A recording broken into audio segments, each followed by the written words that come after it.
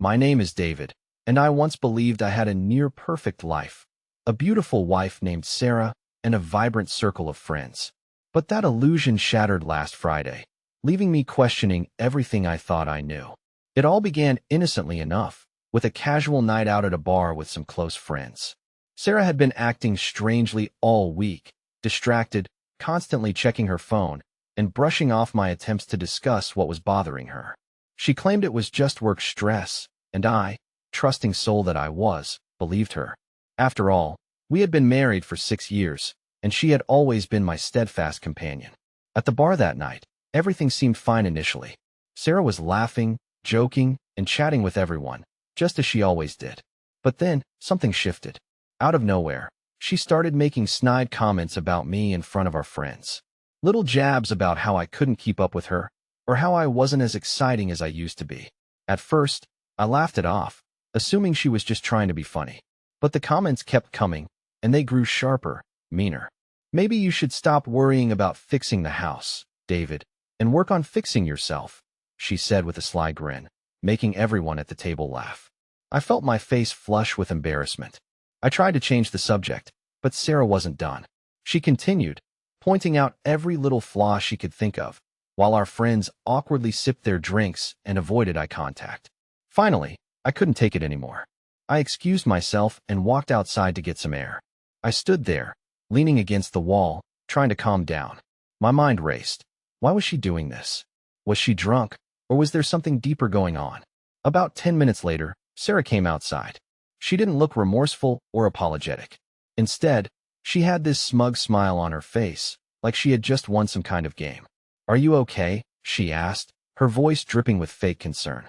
"You know I love you, right?" I just stared at her, stunned.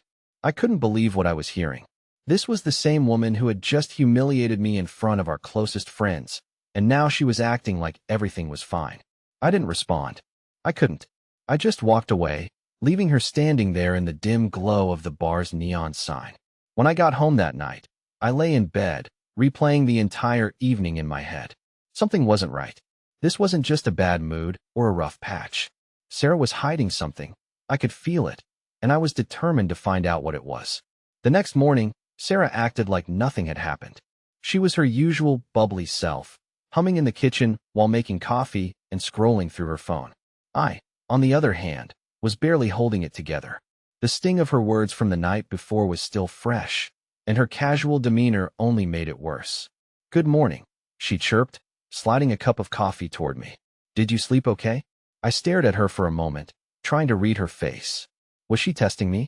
Did she really think I'd just let last night slide? Not really, I replied, keeping my tone even. "Do you want to talk about what happened at the bar?" She froze for just a second, so brief I almost missed it, before plastering on that same fake smile from the night before. "Oh, come on, David," she said with a dismissive wave of her hand. "I was just joking around. You know how I get after a few drinks." Joking around? I clenched my jaw, trying to keep my frustration in check. "Sarah, you humiliated me in front of our friends. That wasn't joking. That was mean." She sighed dramatically, as if I were the one being unreasonable. "You're overreacting." Everyone was laughing. "It's not a big deal." It was clear she wasn't going to take responsibility, and pushing the issue would only lead to another argument. So I let it go for now. But the nagging feeling in the pit of my stomach refused to go away. Over the next few days, I started paying closer attention to Sarah's behavior, and the more I observed, the more the cracks in our relationship started to show. She was constantly on her phone, smiling at messages she'd quickly swipe away if I got too close. She started going out more, girls' nights, and work events that she'd never mentioned before. When I asked her about it, she'd roll her eyes and accuse me of being clingy. One night, while she was in the shower, her phone buzzed on the nightstand. I wasn't proud of what I did next, but my curiosity and growing suspicion got the better of me. The message was from someone named Mark. "Can't stop thinking about you. Last night was amazing. Same time next week." My blood ran cold.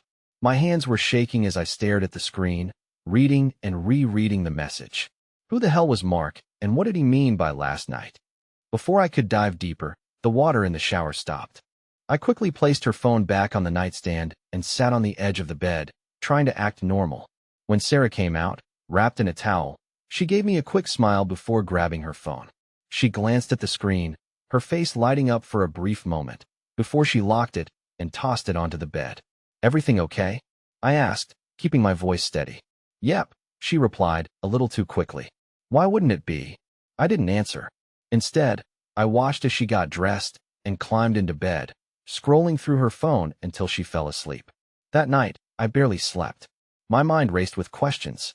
Who was Mark? Was this just an innocent message between friends, or was it something more? Deep down, I already knew the answer, but I wasn't ready to confront it, at least not yet.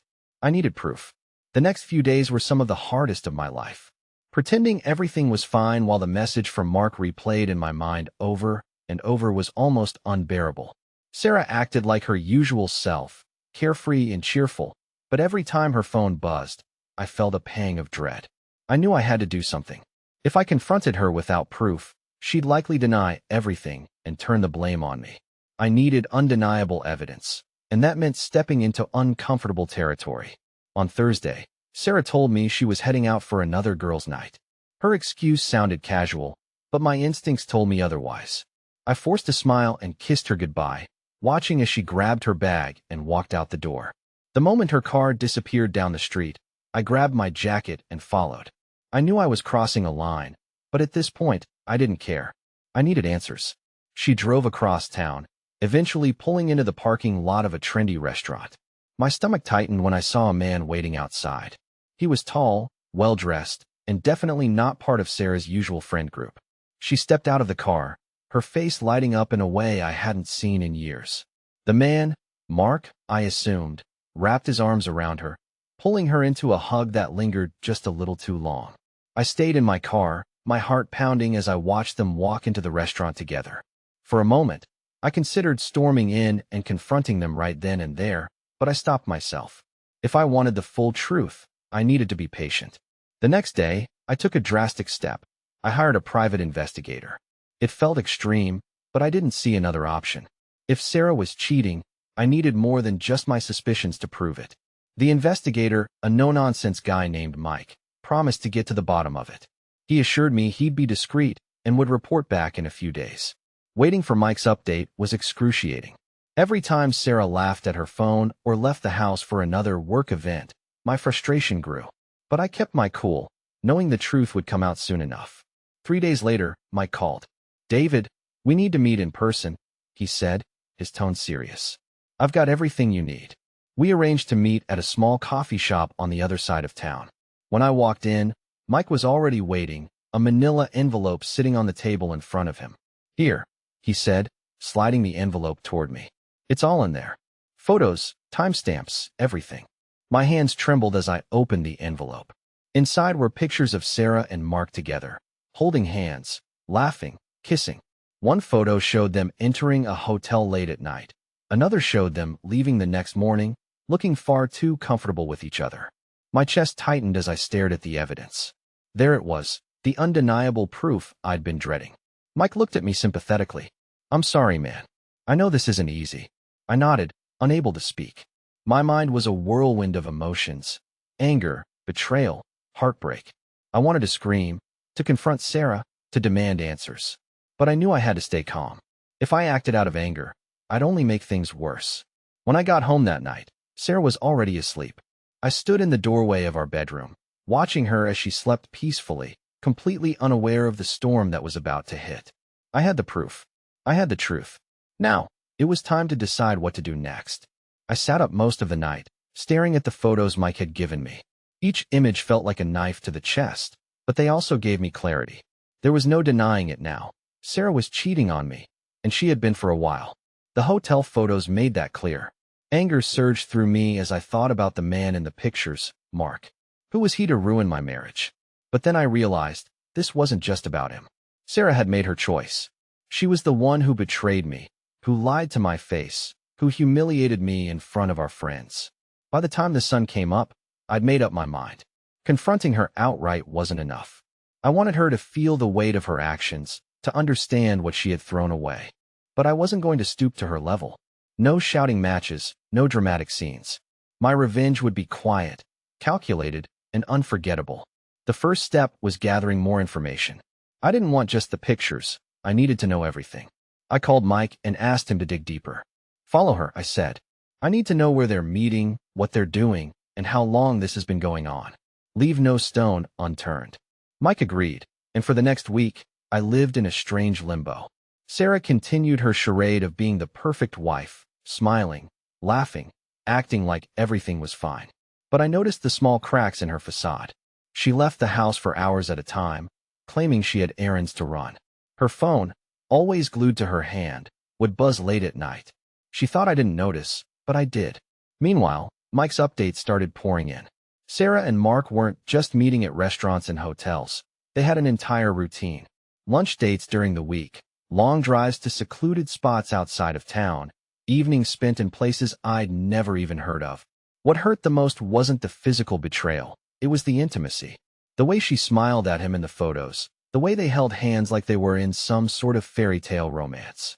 It was like she'd given him the parts of herself that used to belong to me. By the end of the week, I had everything I needed. Mike had compiled a detailed report, complete with photos, videos, and even text message logs he'd managed to retrieve. I felt sick as I read through their exchanges. Sarah, you make me feel alive again. I don't know what I'd do without you. Mark, you deserve so much better than him. Soon we'll have everything we've dreamed of. Everything they dreamed of. I laughed bitterly at the absurdity of it. What exactly had Sarah dreamed of? Destroying our marriage? Throwing away 6 years of love and trust for this? But as much as the text stung, they also gave me an idea. If Sarah thought she and Mark were building some fantasy life together, I was about to give her a reality check. The next morning, I started putting my plan into action. The first step was securing everything that mattered to me.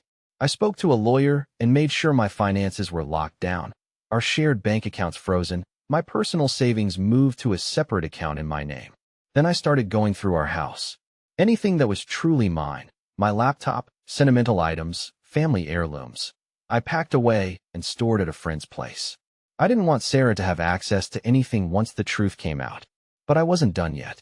I wanted her to feel the weight of what she had done, and that meant hitting her where it hurt the most, her reputation.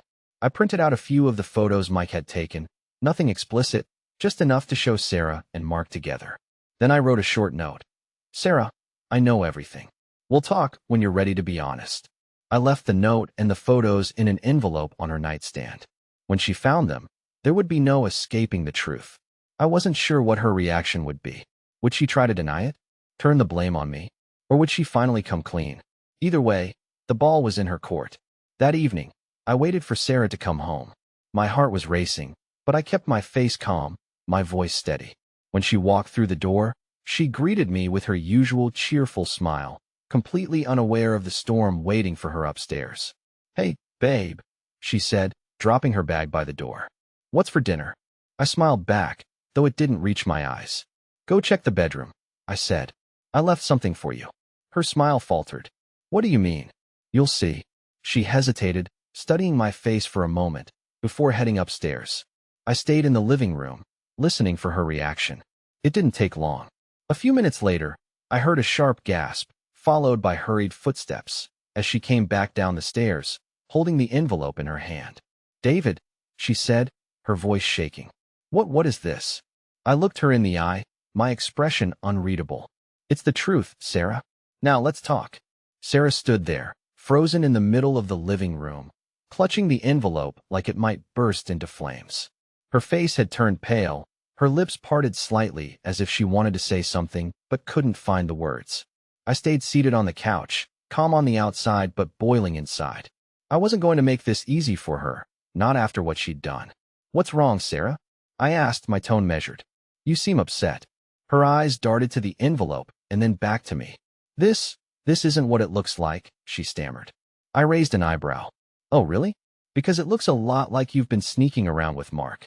You know, the guy you've been spending all your girls' nights with. Her jaw dropped. How do you? She stopped herself, realizing too late that she had just confirmed my suspicions. How do I know? I finished for her. Let's just say I'm not as clueless as you think I am. I've known for weeks, Sarah. Weeks. The color drained from her face, and she sank into the armchair across from me. David, I can explain. Explain? I interrupted, my voice rising for the first time. Explain what exactly? That you've been lying to me? That you've been humiliating me behind my back? That you've been giving some other guy what I thought we had? Tears welled up in her eyes, but I didn't let them sway me. I'd seen enough to know those tears weren't for me. They were for herself. It wasn't like that, she whispered, her voice muffled by her hands. It wasn't serious. I laughed bitterly, shaking my head. Not serious? You've been sneaking around, meeting him at hotels, calling him the love of your life in your texts? And it wasn't serious? Her eyes widened. You read my texts? I leaned forward, locking eyes with her. You're damn right I did. And I've seen the photos, too. Every lunch date, every hotel room, every lie you've told me. So don't sit there and try to minimize it, Sarah. Own up to what you've done. She buried her face in her hands, her shoulders shaking as she sobbed. For a brief moment, I felt a pang of pity for her, but then I reminded myself of the humiliation she'd put me through, the nights I'd stayed awake wondering what I'd done wrong, the betrayal that had ripped through my life like a hurricane. I don't know why I did it, she finally choked out, her voice muffled by her hands. I was unhappy. I felt stuck. Mark made me feel alive again. Alive. I repeated, my voice icy. And what about me, Sarah? What about the vows we made? The life we built together? Did that mean nothing to you? She looked up at me, her mascara running down her cheeks. It's not that simple, David. I still love you. I scoffed, shaking my head. Love? Don't you dare use that word. Love doesn't do this. Love doesn't betray, doesn't humiliate, doesn't destroy everything in its path. What you feel isn't love. It's selfishness. Her sobs grew louder, but I didn't care. She needed to hear this. I trusted you, Sarah. I gave you everything I had, and you threw it all away for some fling. It wasn't just a fling, she blurted out, then immediately clapped her hand over her mouth, realizing her mistake. The room fell silent. My chest tightened as her words sank in. So it is serious, I said quietly. She didn't respond, but her silence was answer enough. I stood up, towering over her as she sat crumpled in the armchair. You've made your choice, Sarah. Now, I'm making mine. Her head snapped up, panic flashing in her eyes. What do you mean? I took a deep breath, steadying myself. I've already spoken to a lawyer. The divorce papers are being drawn up. And don't worry, I'll make sure everyone knows exactly why this is happening. You want to feel alive? Fine. Go live your new life with Mark. But don't you dare come crawling back to me when it all falls apart. Her sobs turned to pleading. David, please don't do this. We can fix this. I'll end it with Mark. I'll do whatever it takes. It's too late, I said, cutting her off. You already made your choice. Now you have to live with it. I turned and walked out of the room, leaving her crying behind me. My heart was heavy, but I felt a strange sense of relief. The truth was out, and I was finally free. But this wasn't the end. Not yet. I still had one final move to make, a way to ensure Sarah and Mark would never forget the consequences of their actions. The days following our confrontation were some of the most surreal of my life. Sarah tried everything to make me change my mind. She cried, apologized, begged, and even made grand promises about cutting Mark out of her life. But I knew better. Her words felt hollow, like a desperate attempt to hold on to something she had already destroyed. I avoided her as much as possible, staying late at work or crashing on the couch to avoid sharing a bed. She was clinging to the illusion of control, but I had already taken steps to dismantle the world she built on lies. The final piece of my plan was to make sure Mark knew exactly what he was getting into. Sarah thought she could walk away from this unscathed, starting her new life with him while leaving me to pick up the pieces. But that wasn't going to happen. I still had Mike's detailed report, complete with all the photos and text messages, and while I didn't want to create a public scandal, I also wasn't going to let them walk away from this unbothered. I found Mark's address easily enough. He lived in a sleek condo downtown. One evening, while Sarah was out doing who knows what, I drove to his place. As I pulled into the parking lot, my heart pounded in my chest. This was it, the moment I'd been building toward. I wasn't looking for a fight. I just wanted to make sure he understood the full weight of what he'd done. I walked up to his door and knocked firmly. A few moments later, the door opened, and there he was, Mark. He looked exactly like he did in the photos, tall, confident, and annoyingly smug. His expression shifted to confusion when he saw me. "Can I help you?" he asked, clearly trying to place who I was. "You don't know me," I said, keeping my voice calm. "But I'm David, Sarah's husband. His face went pale. For a moment, he seemed frozen, like a deer caught in headlights. Then he stepped back, holding up his hands. Listen, man, I held up the manila envelope. I'm not here to fight. I just think you should see this. He hesitated, then took the envelope from me. As he flipped through the photos and read the text messages, his expression changed from confusion to embarrassment and finally to guilt. I didn't know she was still. I thought you two were done, he said weakly, avoiding my gaze. Don't play dumb, I replied, my voice sharp. You knew exactly what you were doing, and now you get to deal with the consequences. He looked like he wanted to argue, but instead, he just nodded. Look, I'm sorry, okay?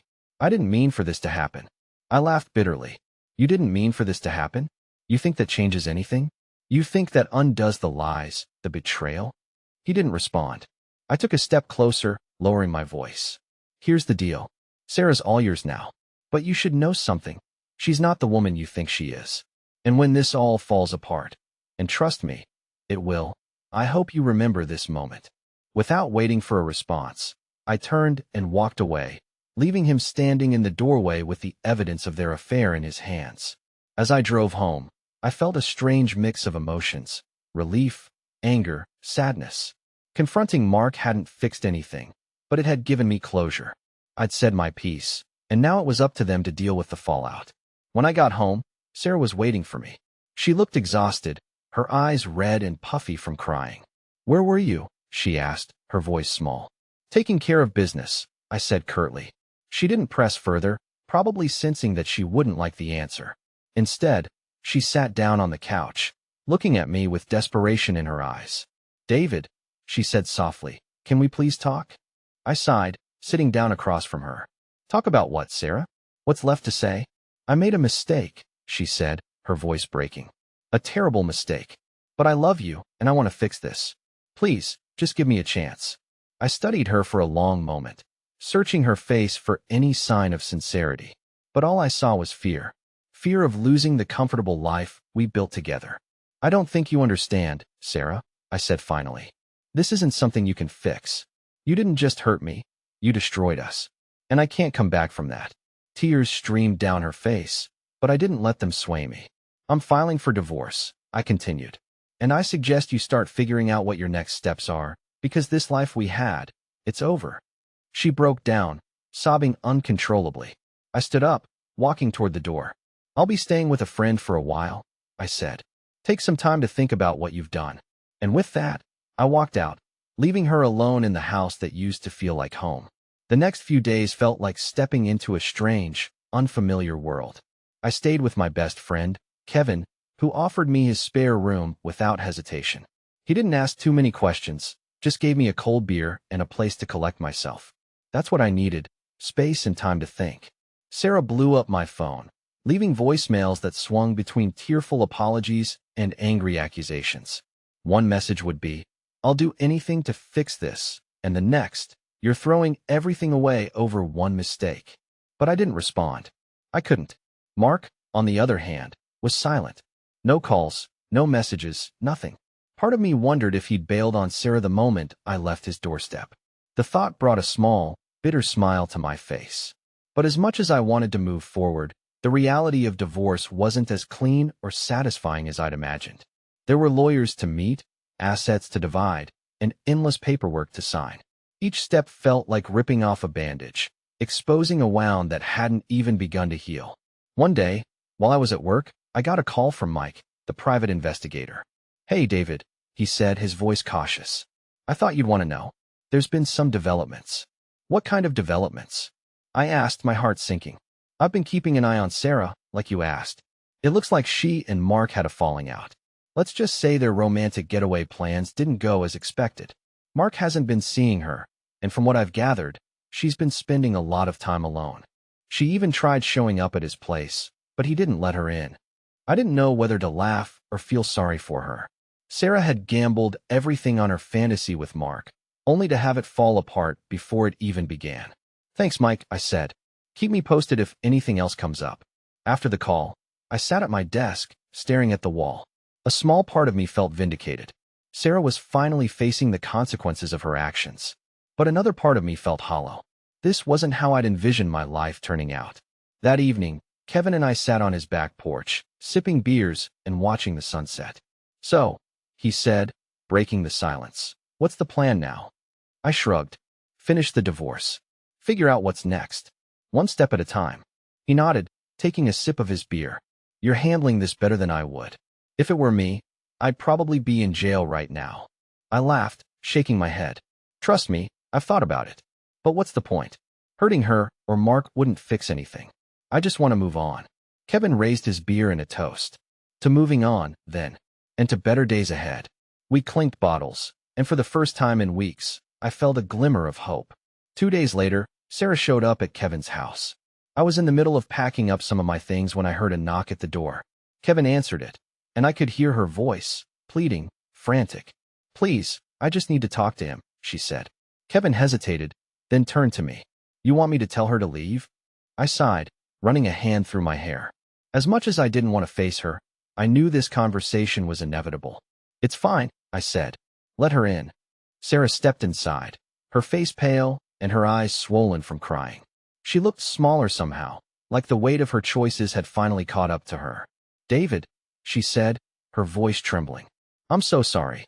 I know I've said it 1,000,000 times, but I don't know what else to say. I messed up. I ruined everything. And now," she trailed off, wiping her eyes. "Now I've lost you." I crossed my arms, keeping my distance. "What do you want, Sarah?" She hesitated, as if searching for the right words. "I want to explain. I want you to understand why I did what I did." I raised an eyebrow. "Why?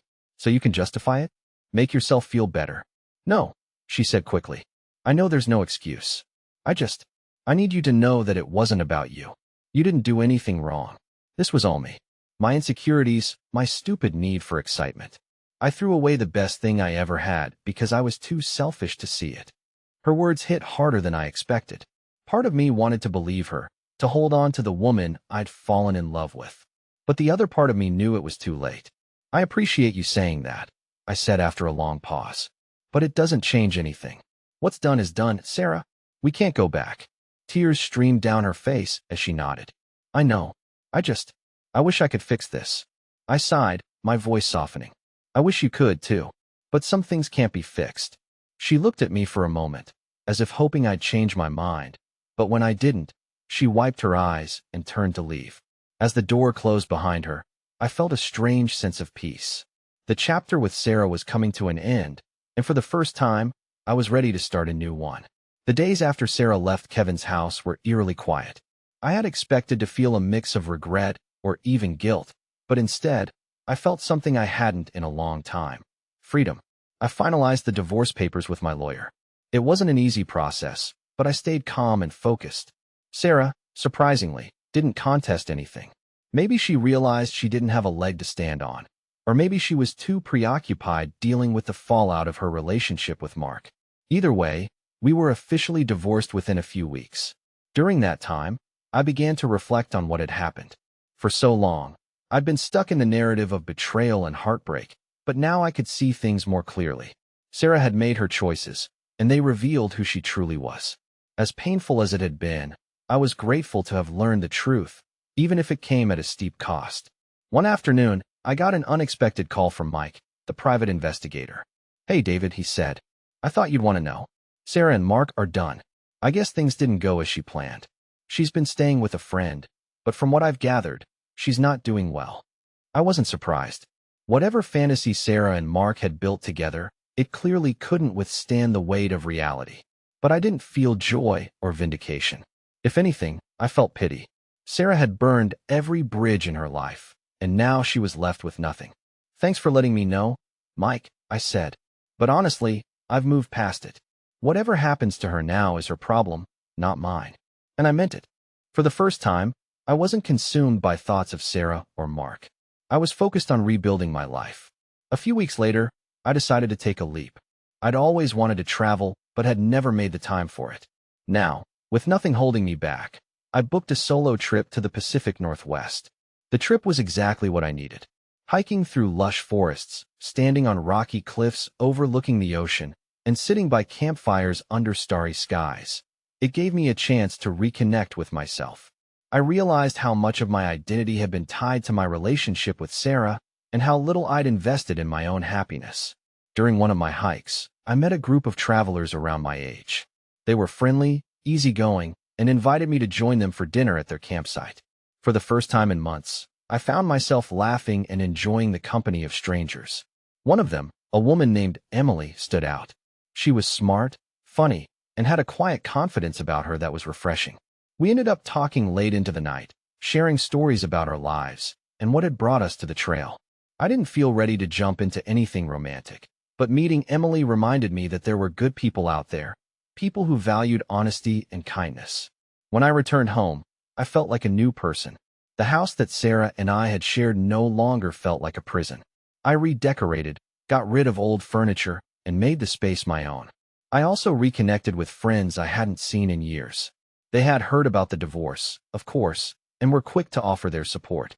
Some of them admitted they had always thought Sarah was a bit self-centered, but they hadn't wanted to say anything.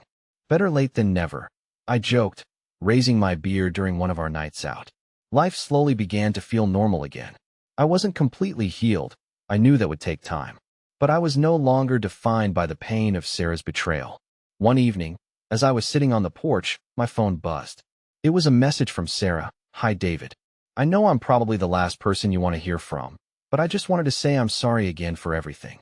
I hope you're doing well." I stared at the message for a long time. Part of me wanted to ignore it, but another part of me knew it was the final piece of closure I needed. I typed my reply. "Thanks, Sarah. I hope you're doing well too. Take care." And that was it. No anger, no bitterness, no need for revenge. Just a simple goodbye to a chapter of my life that was finally over. Now, as I sit here writing this, I realize how much I've learned from this experience. Betrayal is devastating, but it doesn't have to define you. It can be the catalyst for growth, for rediscovering who you are and what you want in life.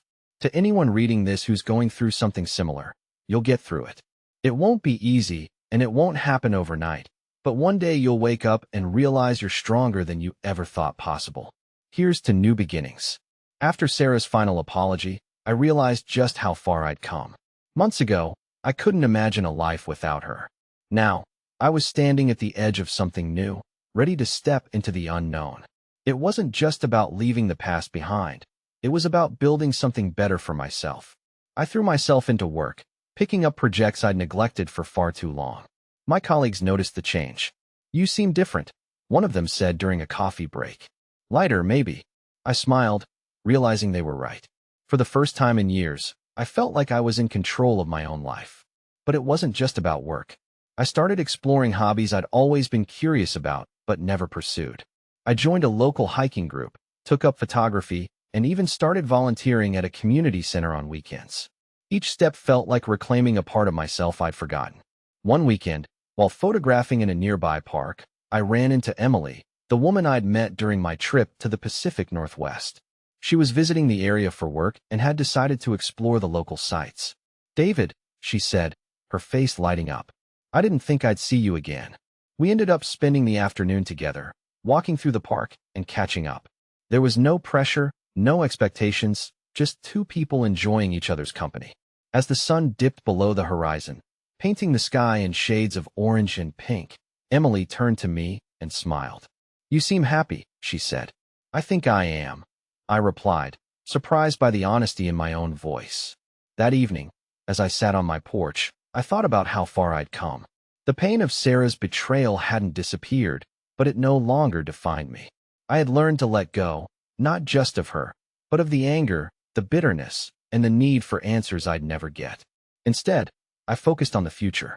It wasn't perfect, but it was mine, and for the first time in a long time, that was enough.